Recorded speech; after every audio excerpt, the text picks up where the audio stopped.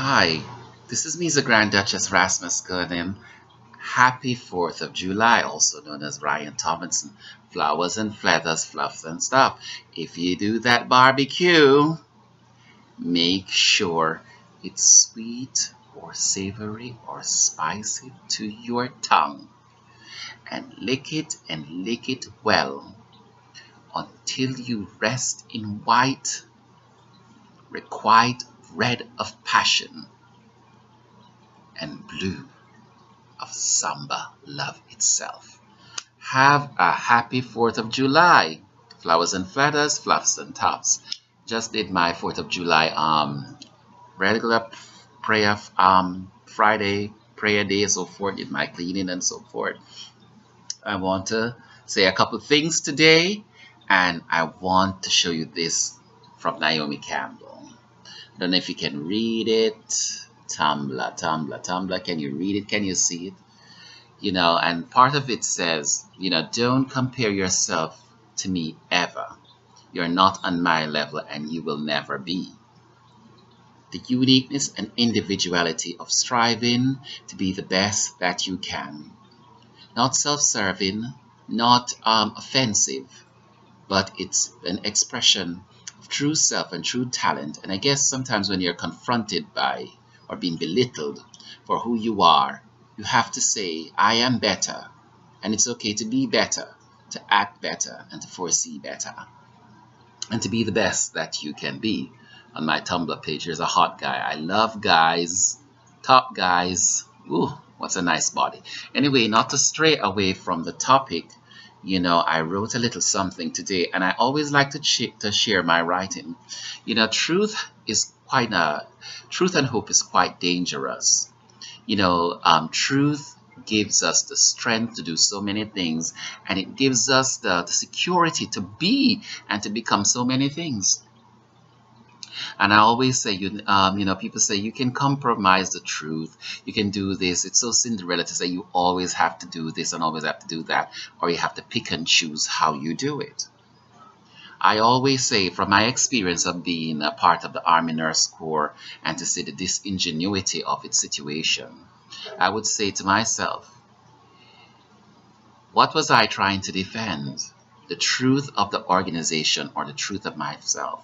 At first, when something happens and you're so desperate to be a part of something else, or you so want to live this ridiculousness that you envision to be so great and so wonderful and so patriotic to do it and so forth, and whatever it is, because you always served it either wise, monetary wise, which I did, and so forth. And so your eagerness to do that sometimes puts you in another truth. And I'm going to tell you what this truth is. The truth of not saying things for what it is as it happens. The truth for not standing up and saying, you know what? This is wrong, no matter what shade of gray or no matter what place is at stake or no matter what it is. It's like a fraternity.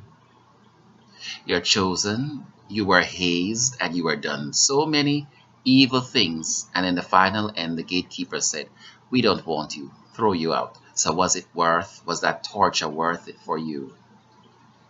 Maybe it would have been worth it if you volunteered to become part of that.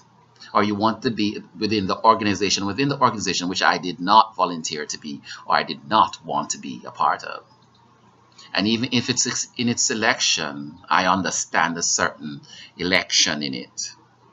And so, but the truth is, when it comes for time for proper and humane behavior, the truth that you exude, it tries to find that understanding.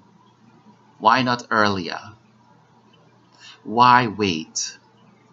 Why be so loyal to something, to an obstinate, ridiculous organization? That white elephant. Why? The truth confronts us in that way. And so in itself, from my experience, I'm going to give you one experience. When it comes to light and God and truth and Jesus and whatever you want to be, you notice Jesus always did this. It didn't matter what the Jews said or the Pharisees. He was going to say the truth for whatever they One example, they took John the Baptist at first, put him in the palace, then chopped his head off. They didn't want that truth. So he had to live that truth. He had to say, oh yeah, if you want to make a compromise, well, come on, I am here. There's nothing to fear. What is there to fear but your own deceit, your own guilt, and your own lies? And so I'm saying to you, do not become a part of an organizational truth. If you live it, be a part of it. And live your own truth with that, so that no matter what happens, you will always be in the security and confidence in that truth, and you won't have to wonder who will support you and who will not support you. I have not had any support, and it doesn't bother me. It bothered me to some point, but guess what? I'm empowered by it. I'm empowered to be stronger, to live my truth, and let the light and the force within me give me that truth. Love is not dead. Love is truth. It has encircled and embraced me and give me things in humility that other people with resources trying to destroy, whether it is to make you without money, without a home, and without other things. Those are important things, but those are things that they promise to you in truth. So when they renege and relapse on it and become spiteful and hurtful in it, you realize who are the real, what is the realness of the real people of truth and how it manifests itself. A confident, intelligent, and wise person do not hold things away or do not cause suffering. Instead, it is secure. A confident person is secure that it makes another person secure. As Naomi Campbell say, you can never be on my level. And with each empowerment, with each step you take in your truth, you become more enlightened. You become more stronger in it. Not for spite, and I could have done a lot of things for spite, and I haven't done it. I could have done a lot of things to stir a lot more cages, and I haven't done it. But if confronted with it, if they come and put the pot back on the stove, well, therefore I can say it for what it is.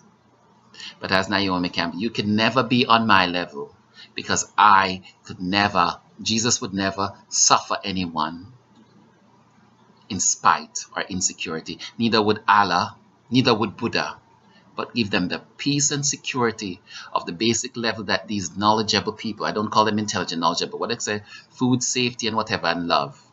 And they're the first to find such incongruence and the stupidity of their incompetence in not living the ethics, even the ethics of their truth. And so I say, no, you can never be on my level, because I believe in my truth and I live my truth, and I do it so faithfully and honestly. And so I'm telling you to live your truth. Don't let an organization do something to you and you be quiet and faithful and loyal, waiting for vindication. Say the truth as early as possible, as soon as possible. And if it's going to compromise, if it's going to give you something of its integrity to vilify and to remember it by, then you will find out that the truth has sanctity. And then they live in the security of their truth. This is MEZA Grand Duchess Rasmaskone, also known as Ryan Tomlinson. Have a good day. Flowers and feathers, fluffs and tufts. Happy 4th of July.